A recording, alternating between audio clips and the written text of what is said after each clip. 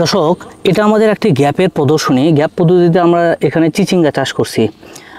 গ্যাপের যে চাষাবাদ পদ্ধতি, যে নিয়ম আছে, সেগুলোর মধ্যে ফসল সংগ্রহ করার সময় নির্দিষ্ট কিছু নিয়মকানুন মেনে ফসল তুলতে হয়।